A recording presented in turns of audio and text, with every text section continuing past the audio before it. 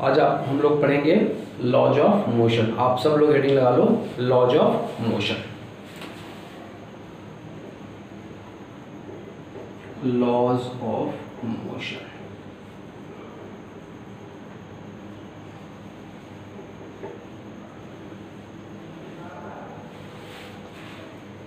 ये class 11th के physics का 5th चैप्टर नंबर है। बड़ा इंपॉर्टेंट है, बड़ा इजी चैप्टर है, बहुत ही कंसेप्चुअल चैप्टर है।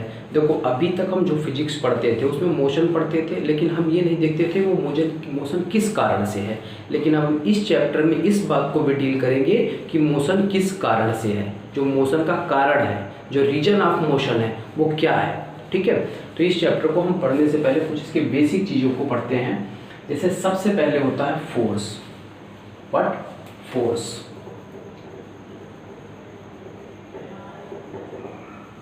सबसे पहले हम बात करते हैं किसकी भाई? फोर्स की। ठीक है, FORCE।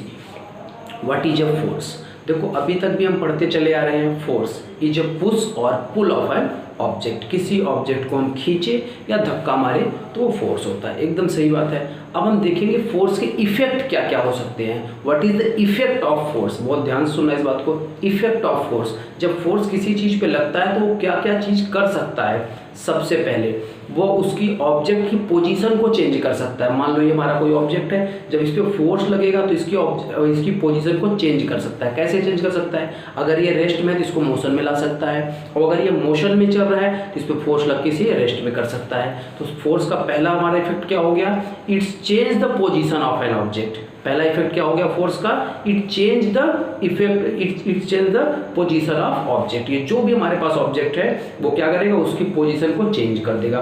First effect. Second effect, it change the direction of object. यह डायरेक्शन चेंज कर सकता है किसका? ऑब्जेक्ट का। मान लो हमारा ऑब्जेक्ट इस डायरेक्शन में ऐसे जा रहा था, हमने इस पर फोर्स लगा दिया, इसकी डायरेक्शन मूव हो गई, अब ये इस डायरेक्शन में जाने लगा।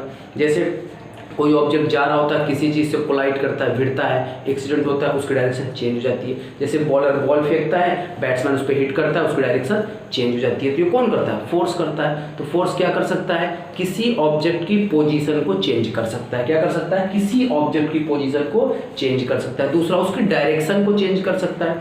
तीसरा फोर्स क्या कर सकता है? उसकी शेप और साइज को चेंज कर सकता है। कोई भी ऑब्जेक्ट हो उसके शेप और साइज को चेंज कर सकता है। तो देखो मेजर 3 इफेक्ट ऑफ फोर्स है।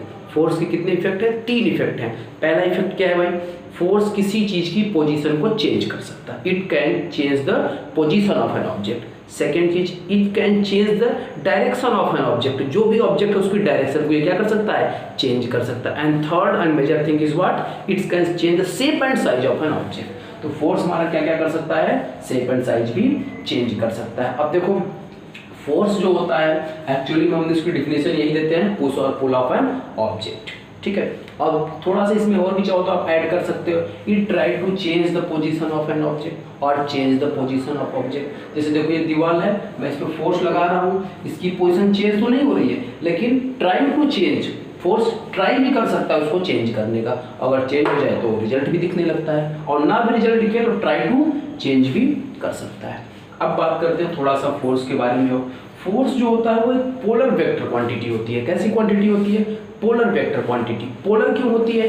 क्योंकि ये ना पॉइंट ऑब्जेक्ट पर काम करती है। किसमें? पॉइंट एप्लीकेशन होता है इसका, ये पॉइंट अप्लाई करती है, किसी पॉइंट पर फोर्स एक्ट करता है, इसलिए पोलर वेक्टर होती है। नॉर्मली आप इसको वेक्टर क्वांटिटी बोल सकते हो।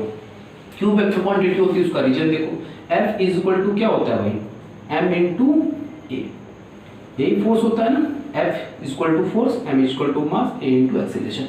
मास कैसी क्वांटिटी होती है? मास हमारी स्केलर क्वांटिटी होती है, और यहाँ पे हमारा A एक्सेलरेशन, एक्सेलरेशन कैसी क्वांटिटी होती है? वेक्टर क्वांटिटी होता है, इसलिए हमारा फोर्स कैसी क्वांटिटी होती है?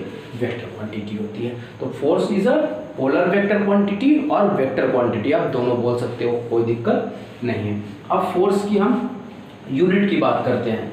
फोर्स F, हम इसको F से रिप्रेजेंट करते हैं। फोर्स को किससे रिप्रेजेंट करते हैं? F से।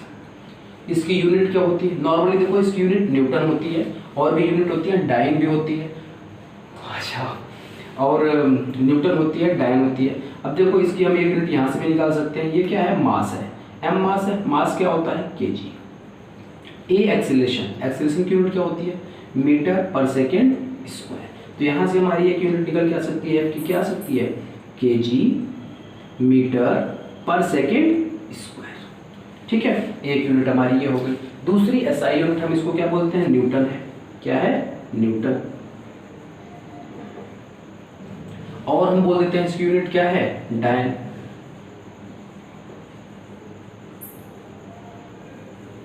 इसकी यूनिट डायन भी होती है। अच्छा, डायन और न्यूटन में रिलेशन भी होता है। क्या रिलेशन होता है भाई, 1 newton is equal to 10 to the power 5 डायन।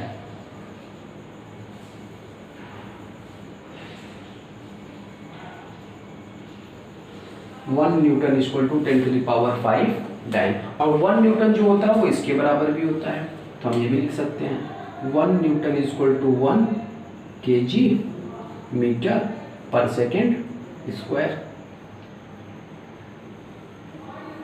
या तो यहाँ पर लगा तो यहाँ पावर पे -2 लगा। और ये क्वांटिटी कैसी होती है, वेक्टर क्वांटिटी होती है। अच्छा, इसकी डायमेंशन फार्मूला क्या होता है, फोर्स का डायमेंशनल फार्मूला। फोर्स का डायमेंशनल फार्मूला देखो हम यहाँ से निकाल सकते हैं। कहाँ से निकाल सकते हैं, यहाँ से। m मास m, v वेलोसिटी का क्या होता है, लेंथ मीटर, ml टाइम है t, पावर -2, तो ml t की पावर -2। ये क्या होती है भाई, डायमेंशन। किसकी डायमेंशन होती है ये, फोर्स की। तो फोर्स के बारे में हमने क्या पढ़ा, फोर्स एक पुश और पुल होता है किसी भी ऑब्जेक्ट का। और क्या करता है, ये किसी चीज़ की पोजीशन को चेंज कर सकता है। और क्या कर सकता है, किसी चीज़ की डायरेक्शन को चेंज कर सकता है। और क्या कर सकता है, ये किसी की शेप और साइज को भी चेंज कर सकता है। उसके बाद फोर्स का सिंपल सा देखो, फोर्स के बहुत फॉर्मूले होते हैं। अभी मैंने आपको बताया था इलेक्ट्रोस्टैटिक्स फोर्स जो पहले चल पढ़ रहे हैं, तो gravitational force, nuclear force, weak nuclear force. लेकिन नहीं, यहाँ पर हम क्या बता रहे हैं, यहाँ पर एक सिंपल से हमने फोर्स की डिफिनेशन, ये फोर्स का फॉर्मूला ये वाला लिख दिया, F equal to m into T. और बाकी क्या है, फोर्स की यूनिट निकाल दी। इसकी यहाँ पे मैंने बेसिकली 3 यूनिट्स लिखी हुई हैं, एक kg metre per second square, दूसरी न्यूटन लिखी हुई है, और थर्ड यूनिट डायन लिखी हुई है। और इसकी डायमेंशनल फार्मूला है ml t की पावर -2। अब देखो यहाँ पे हम पूरे फोर्स को, जितने भी फोर्स हैं, सिर्फ 2 टाइप से कैटेगराइज कर रहे हैं। कितने टाइप्स कर रहे हैं, 2 टाइप से कैटेगराइज कर रहे हैं। अगर कोई टाइप्स ऑफ फोर्स आपको इस चैप्टर में पर्टिकुलर पूछ लेता है तो आप बोलो 2 टाइप्स के फोर्स होते हैं। कौन कौन से 2 टाइप्स के फोर्स होते हैं, फर्स्ट वन होता है हमारा कांटेक्ट फोर्स। जब कोई ऑब्जेक्ट किसी दूसरे ऑब्जेक्ट के आने से, कांटेक्ट में आने से फोर्स लगता है, उसको बोलते हैं कांटेक्ट फोर्स। क्या बोलते हैं, कांटेक्ट फोर्स। और दूसरा होता है non contact force. Contact force कौन कौन से होते हैं, देखो फ्रिक्शनल फोर्स कांटेक्ट फोर्स का एग्जांपल है। कोई टेंशन लगती है रस्सी में, टेंशनल फोर्स, वो भी हमारा कांटेक्ट फोर्स का। नॉर्मल रिएक्शन जो होता है वो भी कांटेक्ट फोर्स के एग्जांपल है। नॉन कांटेक्ट फोर्स क्या होते हैं, जो बिना टच में आए, जो बिना टच में आए। जैसे देखो ग्रेविटेशनल फोर्स, यहाँ पे ये मार्कर मैं इसको नीचे छोड़ रहा हूँ, ये इसको खींच रहा है, कोई कांटेक्ट है इसके बीच में, कोई कांटेक्ट नहीं है, तो ये कैसा हो गया, नॉन कांटेक्ट फोर्स। कोई कांटेक्ट नहीं। 2 मैग्नेट आप ले लो, एक मैग्नेट ये और दूसरा मैग्नेट ये, दोनों कैसे दूर ले आओ, ये दूसरे को एक दूसरे को अट्रैक्ट करेंगे या फिर रिपेल करेंगे। अगर इनके पोल जो होंगे वो अपोजिट पोल होंगे तो अट्रैक्ट करेंगे, सेम पोल होंगे तो रिपेल करेंगे। तो ये फोर्स जो लग रहा है कैसा है, नॉन कांटेक्ट फोर्स है। कोई कांटेक्ट है इनके बीच में, कोई कांटेक्ट नहीं है। तो जब किसी फोर्स में कोई कांटेक्ट नहीं होता तो उसे नॉन कांटेक्ट फोर्स बोलते हैं। और जब उनके बीच में कांटेक्ट हो जाता है, कांटेक्ट मतलब सीधे टच में आ जाते हैं, उसे बोलते हैं कांटेक्ट फोर्स। तो ये था सारा कुछ फोर्स के बारे में। एक बार आप लोग इसको नोट कर लो, फिर आगे चलते हैं।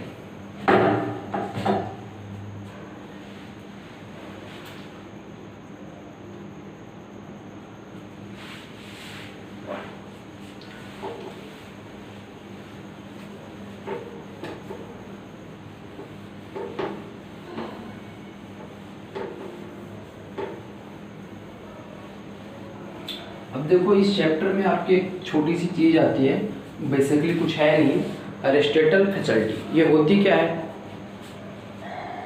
ये होती है कि अगर किसी चीज को आप यूनिफॉर्म मोशन में रखना चाहते हो तो उसे कॉन्टिन्यूअस एक्सटर्नल फोर्स देना पड़ेगा।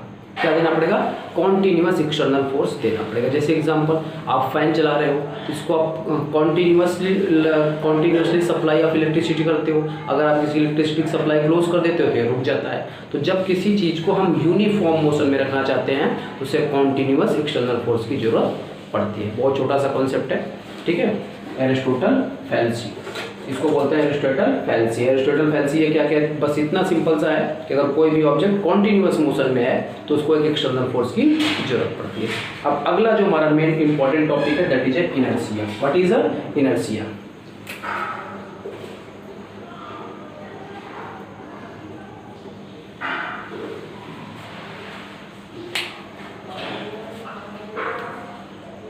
Inertia, this is the important topic inertia. अच्छा, अब हम बात करते हैं इनर्शिया की। इनर्शिया होता क्या है? What is a inertia? Inertia जो होता है वो ड्यू टू मास होता है, किसी ऑब्जेक्ट के मास के कारण होता है। इनर्शिया किसके कारण होता है? मास के कारण। अगर किसी चीज का मास कम है तो इनर्शिया कम होगा, मास ज्यादा है तो इनर्शिया ज्यादा होगा। ठीक है, अब देखो मान लो ये ऑब्जेक्ट है, मैंने इसमें थोड़ा सा फोर्स लगाया, इसका मास कम था तो ये मोशन में आ जाएगा।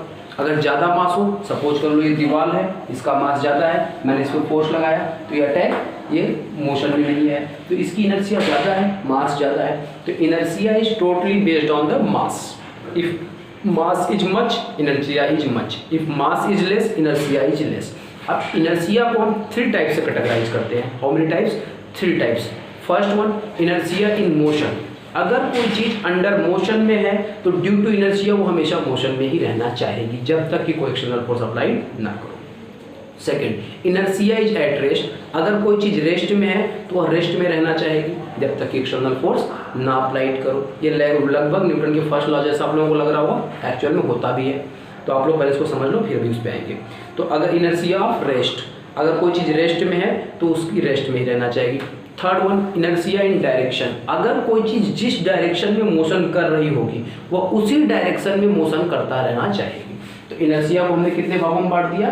3 टाइप्स में। क्या? Inertia is rest, inertia is motion, inertia is direction.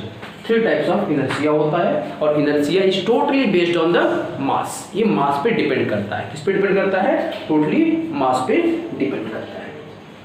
अब हम आगे बात करते हैं momentum. That is very very important things. Momentum. What? Momentum.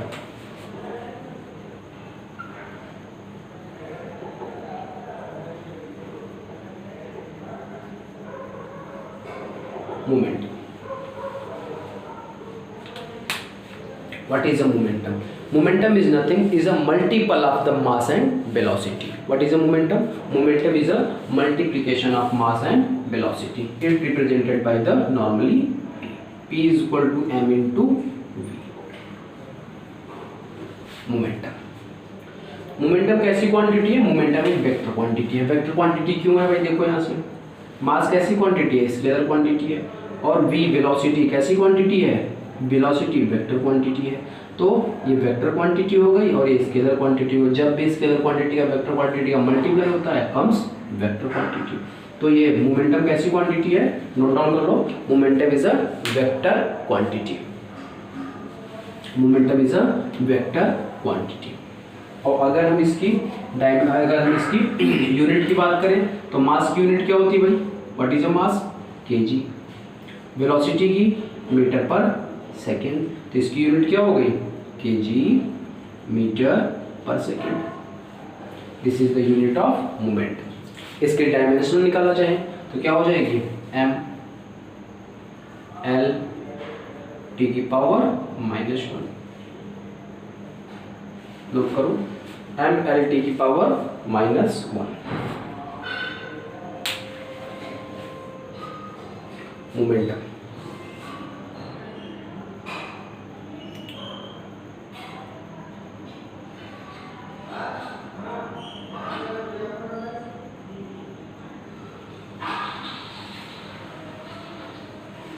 अब बात करते हैं थोड़ा सा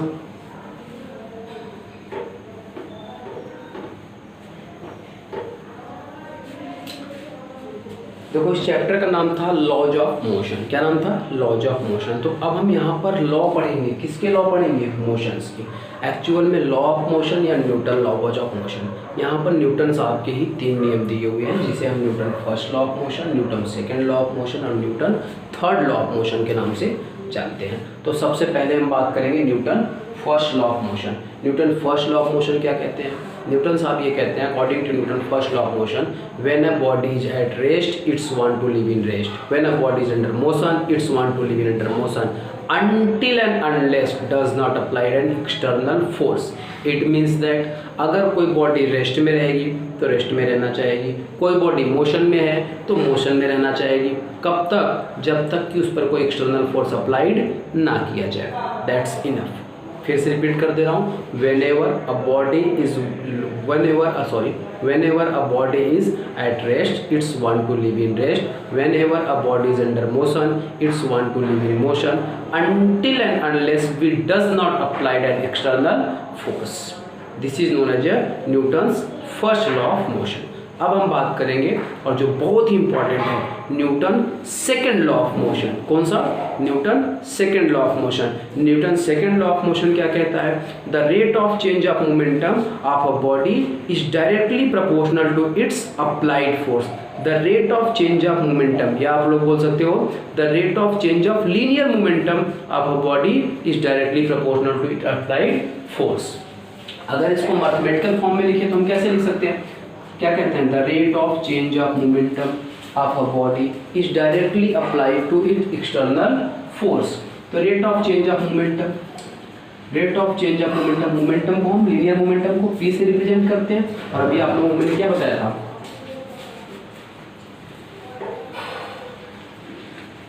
P is equal to m into v, इसी को बोला जाए मोमेंटम, लीनियर मोमेंटम। और हम क्या करें? The rate of change of momentum, मतलब जो हमारे पास है dp upon dt, the rate of change of momentum मतलब differentiation of m into v, and m is what? Constant. m is what? Constant. Then what? m dv upon dt is equal to, देखो m, जब कभी हम velocity को differentiate करते हैं with respect to time तो क्या मिल जाता है? क्या मिल जाता है भाई? एक्सीलरेशन। तो यहाँ हो जाएगा m into, देखो यहाँ मैं लिख दे रहा हूँ, अगर हम कभी डिस्टेंस को, किसको? डिस्टेंस को टाइम के रिस्पेक्ट में डिफरेंशिएट करते हैं, यहाँ पे हम डिस्टेंस को x मान लेते हैं तो हमें मिल जाती है वेलोसिटी। क्या? वेलोसिटी। और अगर हम वेलोसिटी को डिफरेंशिएट करते हैं विथ रिस्पेक्ट टू टाइम तो हमें क्या मिल जाता है? एक्सेलरेशन। क्या मिल जाता है? एक्सेलरेशन। तो वहाँ से देखो हमें क्या मिल गया? dv upon dt equal to a।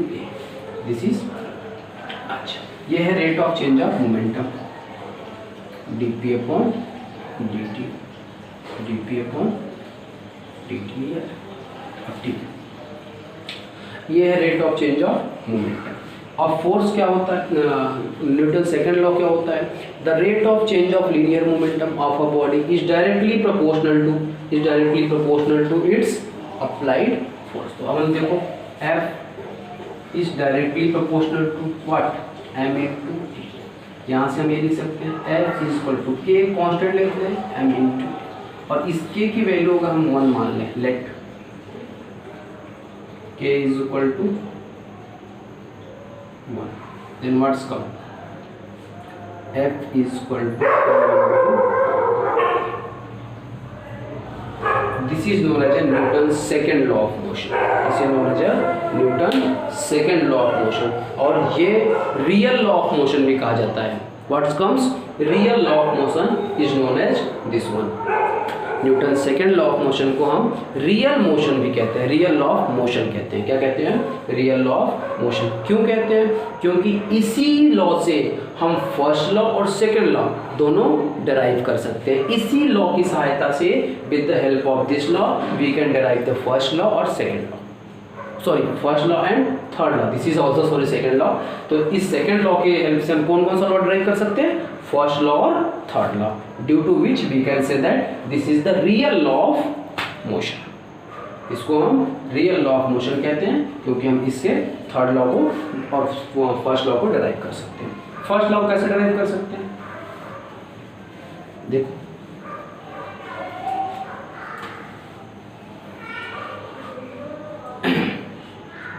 F is equal to 0, then what? M A equal to 0, M तो कांस्टेंट है, मास है, तो A equal to 0, F0 A0। First law हो गया। फर्स्ट लॉ यही होता है ना, if a body is want to live in a rest it's live until and unless does not apply the external force. तो F equal to 0, A equal to 0। तो this is known as a first law, और ये हमारा क्या था, second law. इसको note कर लो, फिर चलते हैं थर्ड लॉ के लिए। इस पे चलते हैं थर्ड लॉ पे।